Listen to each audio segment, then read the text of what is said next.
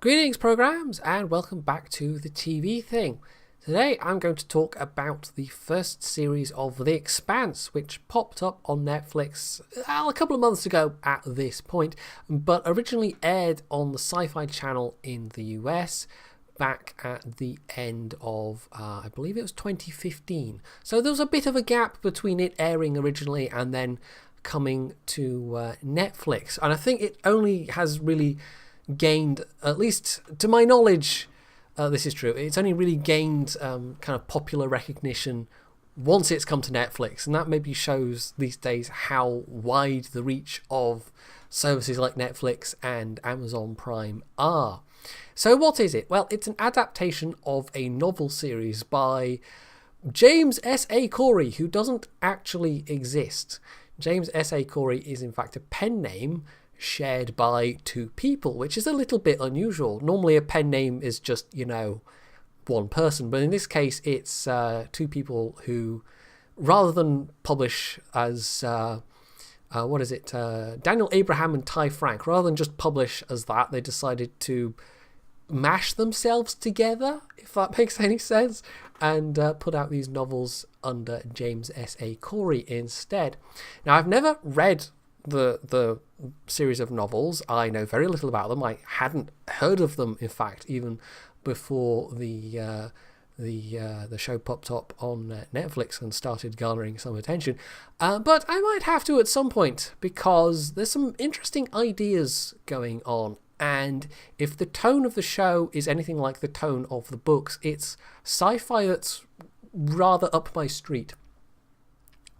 Now, the easiest way to talk about it is to say this is sci-fi that's very much in the vein of, let's say, Kim Stanley Robinson, or I'm trying to think who else. I did have another name in mind and it's gone now. But it's sci-fi that tries to be a bit more gritty and real and a bit more grounded in kind of like an imagination of real politics extruded into a near-ish future where we have started to colonize the solar system when we're inhabiting various places, but people are still people, and so therefore most of the time are going around being dicks to each other. So the setup is you've got a sort of united Earth, which it's got all the resources and all the money. Well, I say all the resources, we'll maybe come to expanding on that a bit, but it's got all the money anyway, and it's got the biggest military force.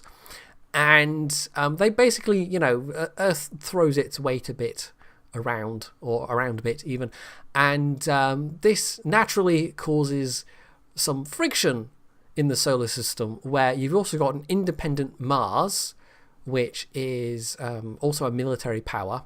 And then you've got the Belters, and they are not technically independent, but it's at a time in the history of the colonization of the system in this story where it's started to it's not, these are not first generation people going out here and working the outer solar system for its resources. These are people who are being born and are living and dying out there, and so there's starting to be this drift from the home world.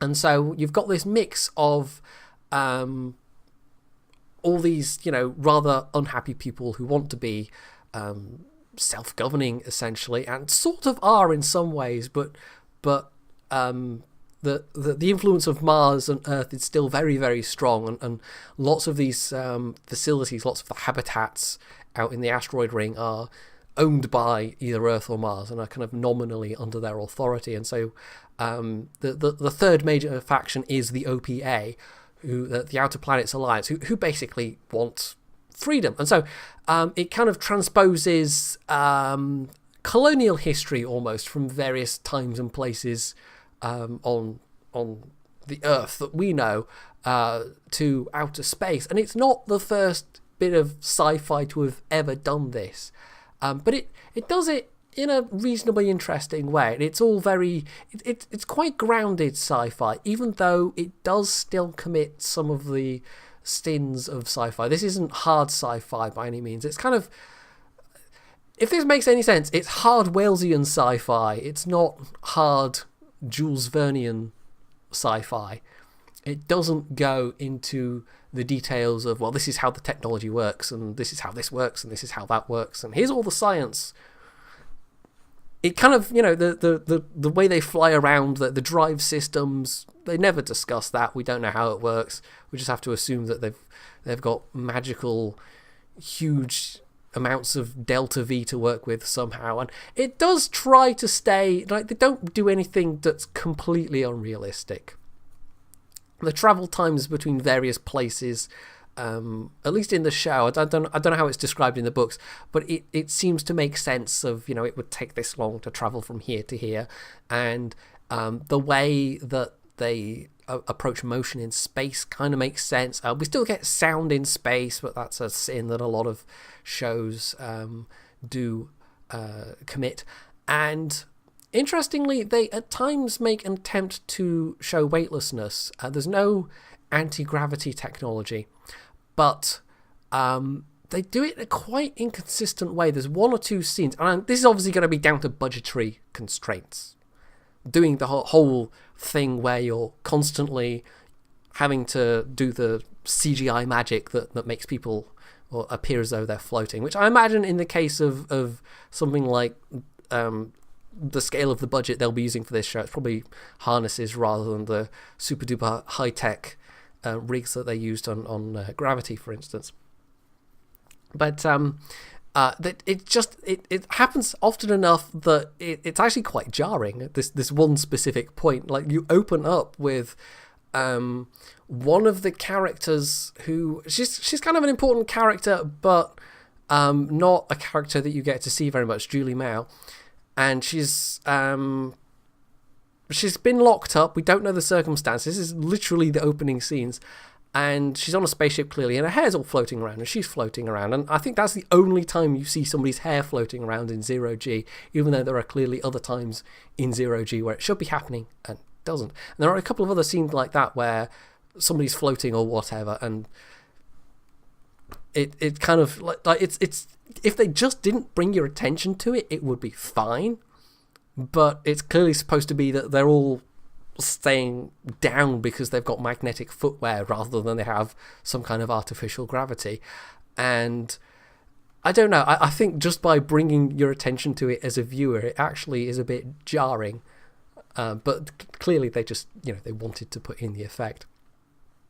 So plot wise, it largely is this kind of realpolitik sci-fi, but it isn't entirely. Now, I don't know how the series ties in with the books. I don't know if there's a strict, the first series covers the events of the first book, or if it's events of the first 2 or 3 books mixed in together to make the first series, as they frequently do with adaptations. I mean, not always. The first couple of series of Game of Thrones follow the books, not completely strictly, but they do roughly more or less follow one series to one book kind of thing. So I don't know how it fits in with the novels in that way, but they tease you a bit at the start, and then as the thing goes along, they do start to kind of unfold this genuine sci-fi element that doesn't quite fit in with the realpolitik stuff.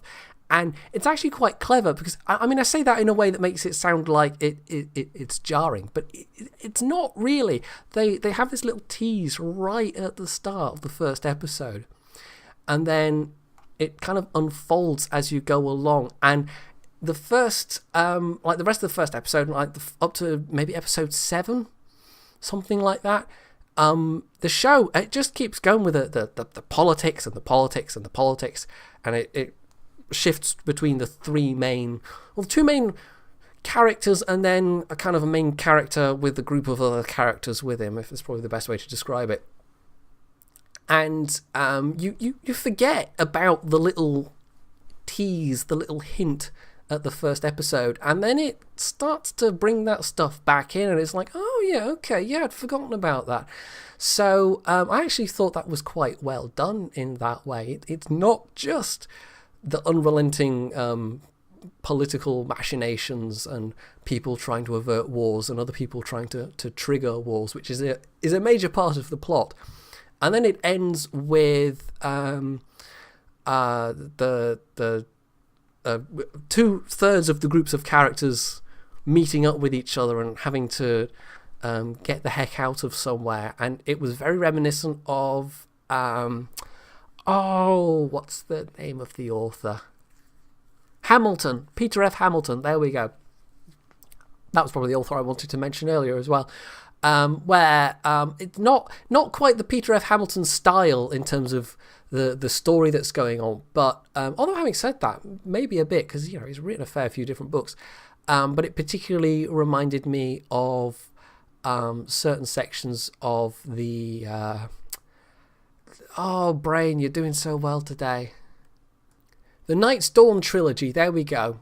The Neutronium Alchemist is the famous one, but I had to look that up. Yeah, so I kind of I had hints of other kinds of sci-fi that I like, and I think it's one of these adaptations and just one of these stories where it's hard to say that it's really original. I mean, even just looking at the characters, the three main characters that you've got with the hard-bitten gumshoe and the wheeler-dealer politician, except that's not really a fair characterization, but she is a scheming politician. Even though she's actually quite a complicated character. I can't remember her name now. It's something... I'm having to look this up as well, which is very good. Christian Avasarala, there we go, who is a UN official, and she's very kind of... A lot of the politicking and backstabbing goes on when you see her strand. But you've also got the Joe Miller, the gumshoe, and then you've got the mining... What's his name? Holden, there we go, Holden. I really should have brought these names up rather than having to look them up on the fly.